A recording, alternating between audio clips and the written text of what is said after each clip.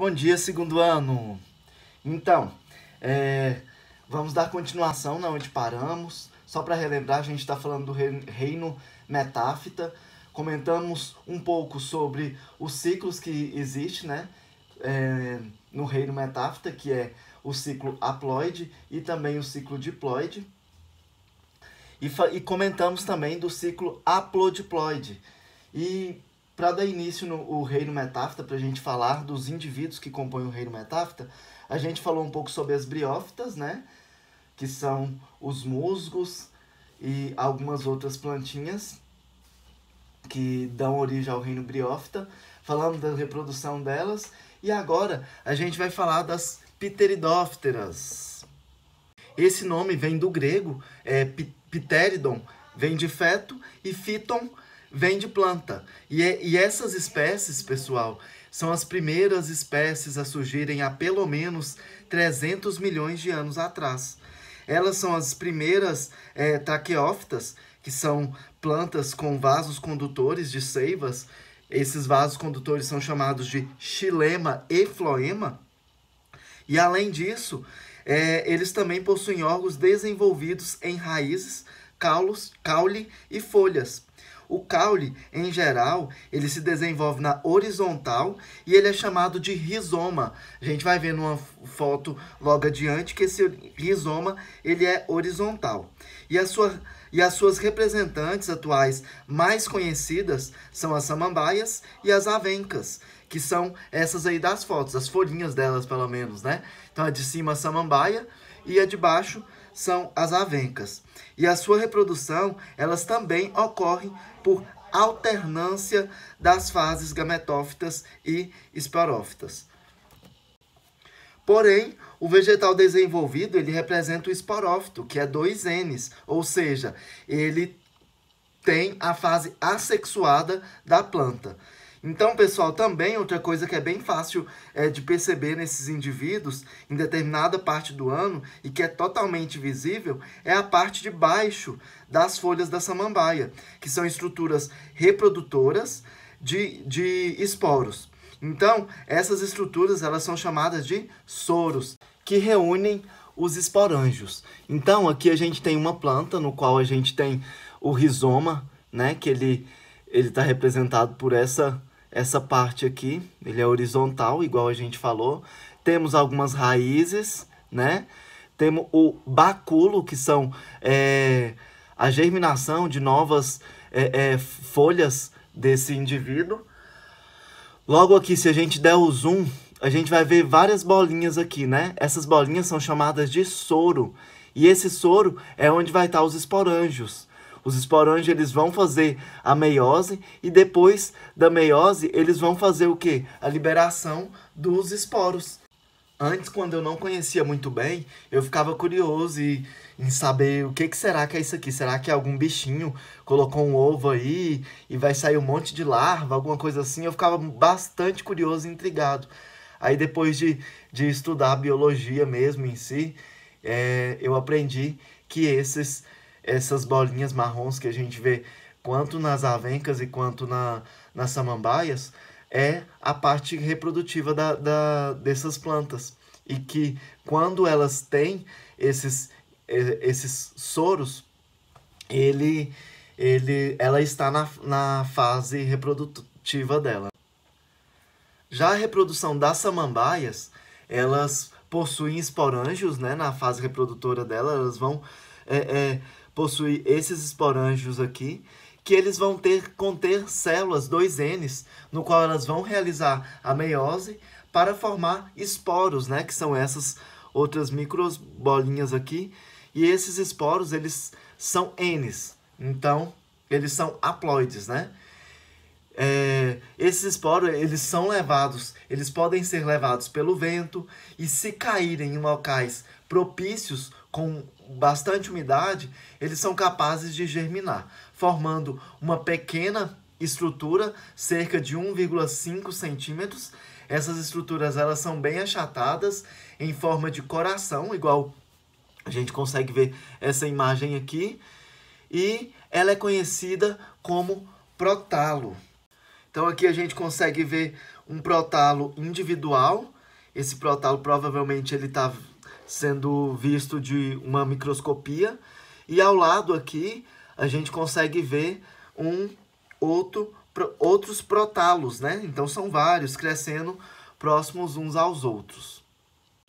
Então essa parte que a gente viu aí, antes de chegar no prótalos, ela é a parte assexuada, né? No qual a planta ela vai ter esporângios que dentro dele vai conter vários esporos e que todos esses esporos eles vão ser Ns, né? Eles vão ser haploides. Então essa fase é uma fase assexuada das pteridófitas. Já o protalo ele representa a fase sexuada, ou seja, o gametófito haploide, eles são haploides, ou seja, N, né? E ele é verde e ele também possui o seu próprio sistema de rizoides para absorção de nutrientes e também de água do seu meio, lá onde ele vive, sendo independente das plantas que o originou. Então, logo após que ele foi carregado pelo vento e que ele conseguiu um local que tenha umidade e a partir disso ele conseguiu fazer o brotamento e começou essa parte da fase sexuada dessa espécie. E a sua função é produzir o quê? Gametas haploides, né, N, e para isso forma em sua superfície interior os anterídeos, que são órgãos masculinos, e os arquegônios, que são órgãos femininos. E esses órgãos eles produzirão, por mitose, os gametas masculinos flagelados, que são os anterozoides, e os femininos, que são as osferas. E, em geral, a produção dos gametas, elas podem ocorrer em épocas diferentes para evitar a autofecundação. Olha que interessante. Então, isso aí vai ajudar com o quê? Com a variabilidade genética desses indivíduos, né? Então, não vão conseguir reproduzir no mesmo tempo, na mesma época, né? É comum que vários esporos eles sejam depositados próximos uns aos outros, levando à formação do grupo de gametófitos, e como são estruturas muito pequenas, a própria umidade do solo, ao evaporar, ela condensa em sua parte inferior, formando uma lâmina de água que permitirá ao anterozoide nadar até a osfera. Então eles vão conseguir, esse órgão masculino vai conseguir nadar até ao órgão feminino, que é a osfera. E após essa fecundação, o zigoto, que vai ser 2N, né, ele vai ser já diploide, ele cresce imediatamente, aproveitando a umidade do seu meio e formando um novo indivíduo adulto diploide, ou seja, outro esporófito de samambaia. Então, esse aí a gente consegue analisar o gametófito e também o esporófito. E a gente pode perceber que, então, as pteridófitas, assim como as briófitas, que são os seres que a gente viu na aula passada, ainda dependem da água para fazer a reprodução. No entanto, as pteridófitas, elas necessitam bem menos quantidade do que as briófitas. E a menor dependência de água para a reprodução sexuada está relacionada com a inversão da fase dominante nesse grupo, ok?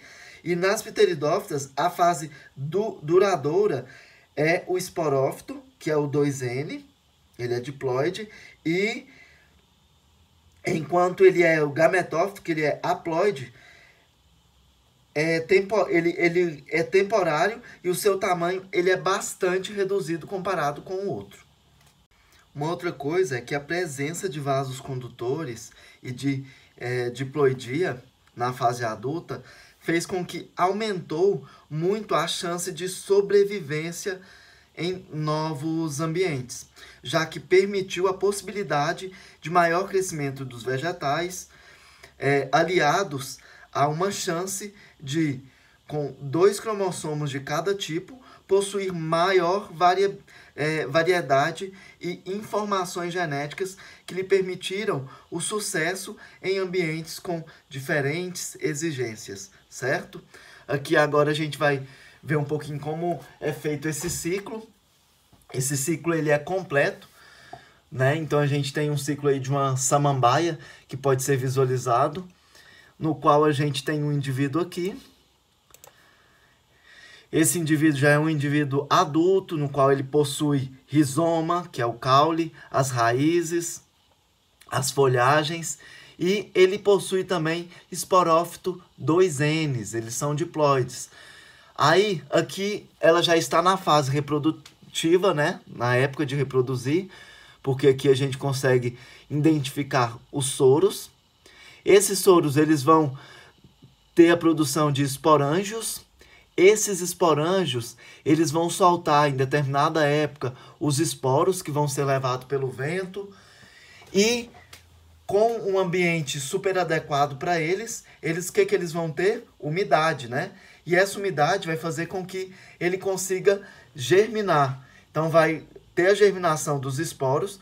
Esses esporos, eles são N, né? Eles são haploides, e o gametófito que é formado, chamado de prótalo, ele vai começar a desenvolver após a fecundação da osfera pelo anterídeo.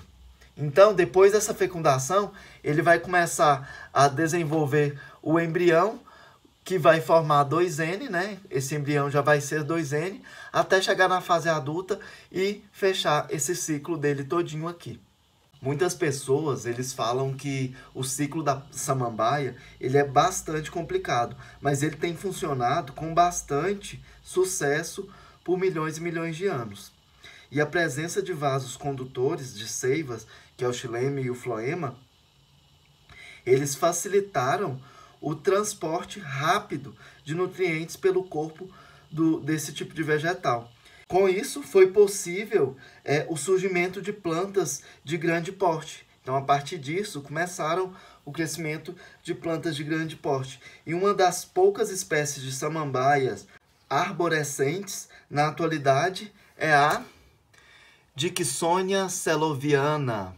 Ela é típica da Mata Atlântica e que pode alcançar até 10 metros de altura, razão pela qual ela é conhecida como samambaia açu, pois açu em tupi, gente, significa grande, né? Igual minhoco-sul. Ao lado a gente consegue ver um indivíduo de samambaia açu. Eu nunca vi, também nunca fiz nenhum trabalho na Mata Atlântica, ainda quero conhecer esse bioma. Então, é considerado como um fóssil vivo essa planta, porque ela existe já há cerca de 150 milhões de anos. O problema é que essa planta, ela cresce apenas 1 metro a cada 50 a 100 anos. Olha só, imagina você cortar uma planta dessa. A tristeza que é, sendo que ela demora de 50 a 100 anos para ela crescer 1 metro de altura. E esse lento desenvolvimento, ele quase a levou à extinção desse indivíduo. Porque devido à intensa exploração comercial destinada à jardinagem, essa planta ela se assemelha a uma palmeira, mas o seu tronco, na verdade, é um conjunto de raízes, são raízes aéreas, e que se organizam em entrelaços fibrosos conhecidos como xaxim. Alguém já ouviu falar de xaxim? Usando como suporte por várias plantas e epífitas, como orquídeas e outras plantas também que a gente usa como epífitas. Então, desde o ano de 2001, o corte dessa samambaiaçu tornou-se proibido por conta porque ela estava na lista vermelha de espécies que poderia estar ameaçada em extinção. Então, no meio natural dela, eu nunca vi, mas o xaxim, a gente, acho que todo mundo viu, deve ter em casa, né? Enfim, é isso aí. Para casa, eu quero que vocês façam a leitura do Gota do Saber, página 489 e 493. Vou deixar vocês livres esse final de semana, sem exercício, mas semana que vem a gente volta com tudo, beleza? Muito obrigado, bom final de semana a todos e um beijo.